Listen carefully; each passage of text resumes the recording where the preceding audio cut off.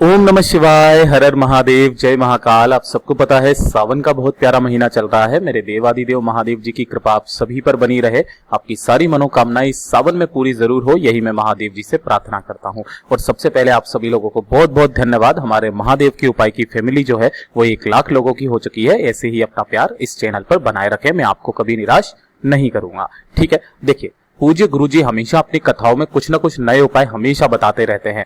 कल है पूर्णिमा की रात और जो पूर्णिमा का दिन होता है ना, वो कितना विशेष होता है। गुरुदेव ने कई बार अपनी कथाओं में बताया था और ये भी बताया था कि जब समुद्र मंथन हुआ था वो भी पूर्णिमा की रात को ही हुआ था। तो पूर्णिमा की रात कोई मामूली रात नहीं है। इस पूर्णिमा की रात को आपकी सारी मनोकामनाएं पूरी होती है। बड़े से बड़ा रोग, बड़ी से बड़ी बीमारी पूर्णिमा की रात को आपकी खत्म हो जाती है। पूज्य गुरु जी की कथा से सुन करके और समझ करके एक बहुत ही ऐसा अचूक उपाय आपको बताऊंगा तो ना सिर्फ आपकी मनोकामना की पूर्ति करेगा, अगली पूर्णिमा आने तक आपके शरीर के जितने भी रोग होंगे, जितनी भी तरीके के रोग होंगे, वो सभी के सभी खत्म जरूर होंगे। जितनी भी मेरी माताएं बहनें इस वीडियो को सुन रही हैं, देख रही हैं, इन उपायों को जरूर करना। मात्र छोटा सा उपाय है, 1 अखंड अक्षत का दाना आपको लेना है। चंद्रमौली महादेव जी का ये उपाय है, जरूर कीजिएगा। परंतु उससे पहले आप सबसे एक छोटी सी गुजारिश करूंगा कि जो लोग पहली बार आए हैं, चैनल को सब्सक्राइब जरूर करना और वीडियो को लाइक करके महादेव जी का कोई सा भी प्यारा नाम कमेंट बॉक्स में लिखना मत भूलिएगा। इस पूरे वीडियो के अंदर हम लोग 4 महा उपाय के बारे में बात करेंगे, ठीक है ना। तो ध्यान से सुनना, समझने की कोशिश करना। सबसे पहला वाला जो उपाय है वो किन लोगों के लिए होगा, ध्यान से समझना। अगर आपकी कोई मनोकामना है जो काफी समय से पूरी नहीं हो रही है और आपको पता है कि जो पूर्णिमा की रात है ना, वो बहुत ही विशेष रात होती है, ठीक है ना, और ये पड़ रही है सावन के महीने में, तो विशेष तो होनी ही है। मेरे देवादिदेव महादेव जी का आशीर्वाद आप पर हमेशा बना रहेगा, ठीक है। तो आपकी मनोकामना पूर्ति के लिए आपको ये वाला उपाय जरूर करना चाहिए, ठीक है। सबसे पहले बात करते हैं पहले वाले उपाय के अंदर, जो कि आपकी मनोकामना की पूर्ति के लिए है। आपको लेना होगा मात्र 1 चावल का दाना, जो कहीं से भी खंडित ना हो, वो हो अक्षत। अक्षत यानी कि कहीं से भी क्षय ना हो, ठीक है ना, अखंडित चावल का दाना। उसके बाद में आपको लेनी होगी 1 बेलपत्र, जो कहीं से खंडित ना हो, ठीक है ना, टूटी फूटी ना हो, एकदम सुंदर सी बेलपत्र ले लेना, पहले से ही रख लेना। और अगर ये नहीं मिलती है तो आप महादेव जी की शिवलिंग से उठा करके उसे धो करके भी काम में ले सकते हो, ठीक है ना। और उसके बाद में ले लेना 1 लोटा शुद्ध जल अपने घर का, ठीक है। अब इन तीनों सामग्रियों को लेकर के साथ ही साथ 1 दीपक तैयार करना आपको, मिट्टी का दीपक। इसके अंदर जो लगाओगे वो लगाओगे आप गाय माता का घी और गोल बत्ती, है ना। लगाओगे तो गोल बत्ती और भरोगे क्या, गाय माता का घी। इस तरीके से एक दीपक तैयार कर लेना। अब ध्यान से सुनना, आप इन सभी चीजों को लेकर के पहुंच जाना कहां पर, महादेव जी के मंदिर। लेकिन जब आप महादेव जी के मंदिर जाएंगे, किस समय जाएंगे, या तो आप प्रदोष काल में जाना या फिर रात्रि में जाना, है ना। रात्रि में कब, पूर्णिमा की रात्रि को, या तो प्रदोष काल पूर्णिमा के दिन या फिर रात्रि में आपको जाना है। जैसे आप महादेव जी के मंदिर में पहुंचोगे, आपको यहां पर चौखट दिख रही होगी, है ना। ये वाली जो चौखट है ना, यहां पर आपको एक दीपक प्रज्वलित कर देना है, जो आप अपने साथ में लेकर के आए हो, गोल बत्ती का, गाय के घी का, ठीक है। और उसके बाद में अंदर चले जाना महादेव जी के शिवलिंग के पास।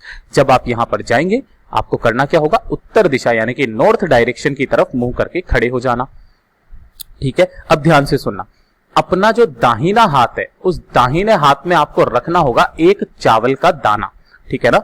और 1 चावल का दाना रख के आंखें बंद करके आपको अपनी मनोकामना कहनी है। और मनोकामना कहने के बाद 1 चावल का दाना आपको महादेव जी की शिवलिंग के ठीक ऊपर आपको समर्पित कर देना है, अपनी मनोकामना कहने के बाद, ठीक है ना। ये समर्पित कर दिया। उसके बाद में आपके पास में है 1 बेलपत्र, ठीक है ना। तो उस 1 बेलपत्र को भी समर्पित करने का एक क्रम है महाराज, जो गुरुदेव ने हमेशा बताया था, ठीक है ना। जो डंडी रहेगी ना, वो डंडी रहेगी आपकी तरफ, इसी चावल के दाने के ऊपर आपको समर्पित करना है। जैसे आप यहां पर खड़े हुए हो ना, तो डंडी तो आपकी तरफ है और जो बड़ी वाली पत्ती होगी ना, वो बिल्कुल इस चावल के ऊपर रखना। ध्यान रखना, पत्ती का मुख जो रहेगा वो विपरीत दिशा में रहेगा, डंडी आपकी तरफ रहेगी, चिकना वाला हिस्सा नीचे की तरफ रहेगा। इस तरीके से आपको अपनी कामना कहते हुए यहां पर समर्पित करना, ठीक है। फिर जो आपके पास में 1 लोटा शुद्ध जल बचा है ना, उस 1 लोटे शुद्ध जल को मेरे देवादिदेव महादेव जी के ऊपर आप समर्पित करोगे। किन महादेव जी के नाम से, चंद्रमौली महादेव जी के नाम से। चंद्रमौली महादेव जी के नाम से आपको समर्पित करना होगा, ठीक है ना। जब ये जल समर्पित करोगे, उसके बाद में आप ये जो जल है वो बहता बहता जलाधारी से नीचे की तरफ आएगा। तो आपको अपने दाहिने हाथ में इस जल को लेना है, अपने दोनों नैनों पर अपनी कामना कहते हुए लगा लेना। है ना। अगली पूर्णिमा आने तक आपकी जो भी कामना होगी ना वो पूरी जरूर होगी। गुरुदेव ने बहुत ही जोर करके अपनी कथा में इस उपाय को बताया था।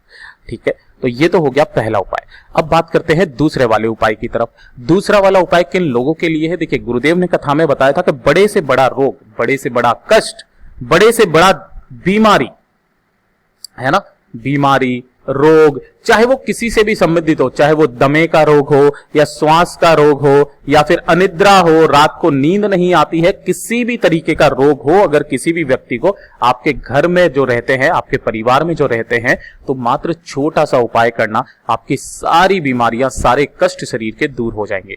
पूर्णिमा की रात को इस वाले उपाय को किया जाता है। आपको चाहिए होंगे 5 पीपल के पत्ते। किसके पत्ते? 5 पीपल के पत्ते। ठीक है, और घर पे बना लेना खीर। देखिए, खीर आप जैसी बनाना चाहो ना वैसी बना लेना, कोई दिक्कत नहीं है। ज्यादा मेवे डालने हैं मेवे डाल दो, कोई दिक्कत नहीं है, लेकिन खीर बनानी है। ठीक है ना। अब जब रात्रि का समय आएगा, जब पूर्णिमा का चांद निकल जाएगा, तब आपको करना क्या होगा? उससे पहले इस तरीके से एक थाली लेनी है और 5 के 5 पत्तों को आपको इस तरीके से इसमें जमा देना है। ठीक है ना। कैसे जमाओगे? इस तरीके से आपको 5 पत्ते जो है ऐसे करके जमा देने हैं। ठीक है, ये सारे के सारे पत्ते हो गए। अब इन्हीं पत्तों के ऊपर आपको क्या रखनी होगी? थोड़ी थोड़ी सी खीर रख देना, है ना। इन्हीं पत्तों के ऊपर खीर रख देना और इस थाली को उठा करके कहां पर रख दोगे? चंद्रमा की जो रोशनी आपकी छत पर जहां पर भी गिर रही है ना, उस रोशनी के सामने की उस प्लेट पर पूरी की पूरी रोशनी पड़े, इस तरीके से आपको प्लेट रख देना है। ठीक है ना। अब जब रात्रि के 12 बज जाए, है ना, तो रात्रि के 12 बजे जो भी बीमार व्यक्ति है, उस बीमार व्यक्ति को कैसे भी करके इन पीपल के पत्तों पर जो रखी हुई खीर है ना, चंद्रमौली महादेव जी के नाम से खिला दीजिए। उनकी जो भी बीमारी होगी ना, पूर्णिमा की रात्रि को खत्म जरूर हो जाएगी। पूज्य गुरु जी का ये वाला भी उपाय बहुत ही ज्यादा खास है, जरूर कीजिएगा। और जो इसका तीसरा उपाय है वो है आपके परिवार के सभी लोगों के लिए जिनकी भी आंखें खराब हो गई है। देखिए, आजकल का डिजिटल जमाना है, कोई लैपटॉप पर काम करता है, कोई मोबाइल पर काम करता है, आंखें जनरली खराब हो ही जाती है, चश्मे लगे हुए हैं। अगर आंखों की किसी भी तरीके की कोई बीमारी है ना, वो भी चंद्रमा की रात्रि को खत्म हो जाता है। सेम इसी तरीके से करना है आपको। 5 पीपल के पत्तों पर आपको खीर रखनी है और खीर रखने के बाद में आपको वही खीर चंद्रमा की रोशनी में रख देनी है। और आपका जो भी बच्चा है ना, उस बच्चे से आपको क्या कहना है, या फिर आपके परिवार में जो भी व्यक्ति है जिनकी आंखें खराब है, ठीक है ना, उन्हें 5 से 7 मिनट क्या करना होगा? 5 से 7 मिनट नैन मिलाने होंगे सीधे सीधे किससे? चंद्र भगवान जी से। जब ये नैन मिला लेंगे, नैन मिलाने के बाद में आपको इन्हें वही वाली खीर खिला देनी होगी। इनकी आंखों की जो भी समस्या होगी ना, दूर हो जाएगी। इस रोशनी के चक्कर में, इस रोशनी से ही आपके आंखों की रोशनी अपने आप ही बढ़ने लगेगी। ठीक है, ये हो गया तीसरा उपाय।